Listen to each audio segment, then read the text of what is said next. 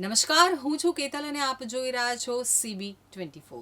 અમદાવાદના જગન્નાથ મંદિરેથી આજે જળ યાત્રા નીકળી હતી, જેમાં 108 કળશમાં જળ લાવી ભગવાનનો જળાભિષેક કરવામાં આવ્યો હતો। ભગવાન જગન્નાથજીની 148મી રથયાત્રા આગામી અષાઢી બીજના રોજ નીકળવાની છે, તો આજે જેઠ સુદ પૂનમના દિવસે ભગવાન જગન્નાથની જમાલપુર જગન્નાથ મંદિરેથી વાજતે ગાજતે હાથી, બેન્ડવાજા, ધજા, પતાકા સાથે ભવ્ય જળયાત્રા નીકળી હતી।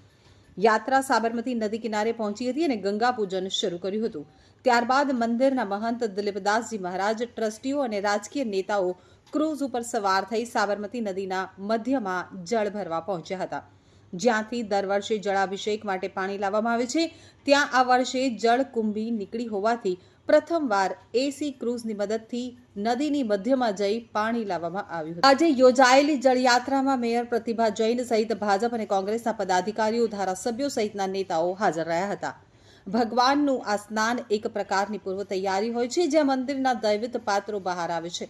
આ યાત્રામાં હજારો ભાવિકો જોડાય છે અને વિવિધ ભજન, કીર્તન અને શોભાયાત્રા દ્વારા લોક સંસ્કૃતિ જીવંત બને છે। ભગવાનને પાણીમાં લઈ જવા પૃથ્વી, જળ અને દૈવી શક્તિઓનો સમન્વય દર્શાવે છે, તો જળ યાત્રા એક પ્રકારનો કુદરતી તત્વ સાથે ભગવાનનો મેળાપ દર્શાવે છે, જે હિન્દુ ધર્મમાં અત્યંત પવિત્ર માનવામાં આવે છે। આજે અમદાવાદમાં જગન્નાથ મંદિરથી હાથી ઘોડા સાથે 108 કળશ સાથે ભગવાન જગન્નાથજીના મંદિરેથી જળયાત્રાની શોભાયાત્રા નીકળી હતી। આ શોભાયાત્રામાં લોકો નાચ ગાન કરી ભક્તિનો આનંદ